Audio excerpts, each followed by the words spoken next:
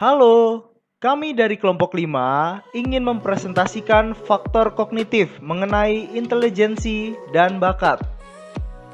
Presentasi ini disusun oleh Nabila Salwa 191134056, Iqbal Kurniawan 191134185, Teresia Jemima 191134105, Alexandre Valentino Kolo 191134217 dan Nicholas Daritan 191134282. Pertama, pengertian intelijensi.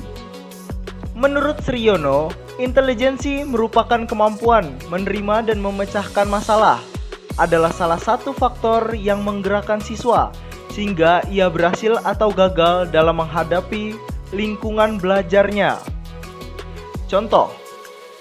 Contoh dari suatu intelijensi yaitu apabila seorang anak mengamati suatu lingkungan, misalnya sebuah kebun binatang, maka itu hanyalah sebuah persepsi.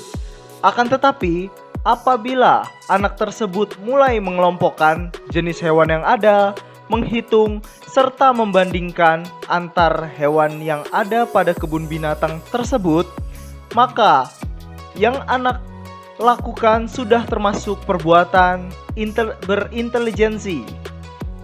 Faktor inteligensi dalam belajar dan pembelajaran. Inteligensi sebuah kemampuan belajar yang dapat dipengaruhi oleh berbagai faktor dan akan berpengaruh dari tingkat tinggi dan rendahnya. Kemampuan yang diterapkan siswa di dalam proses pembelajaran.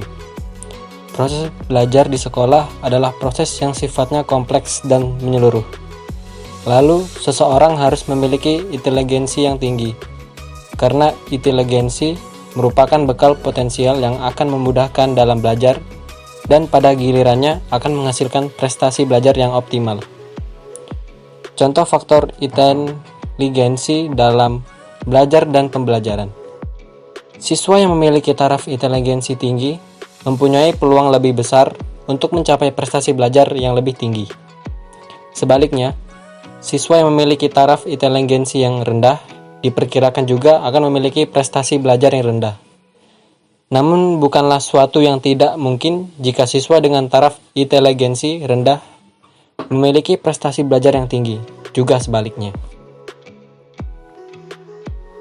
Berikutnya ada faktor bakat dalam belajar dan pembelajaran. Seorang siswa yang memiliki keterbakatan tinggi akan lebih mampu memahami suatu informasi atau ilmu pengetahuan yang berhubungan dengan persoalan dalam aspek tersebut daripada siswa yang lain.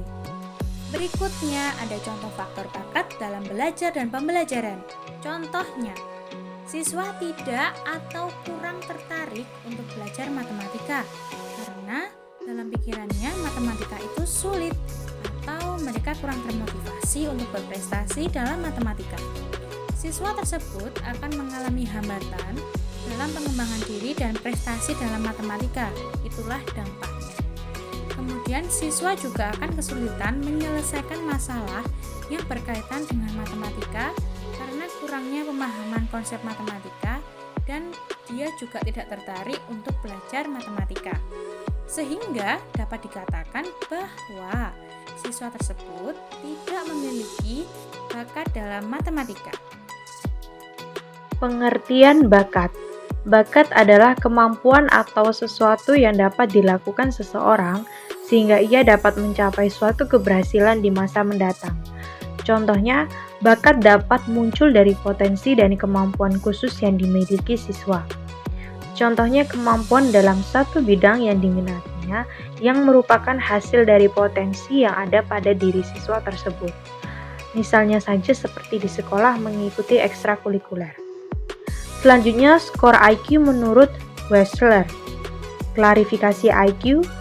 Klarifikasi very superior. Lebih dari 130. Superior IQ-nya 120 sampai 129. Rata-rata atas IQ-nya 110 sampai 119. Rata-rata IQ-nya 90 sampai 109.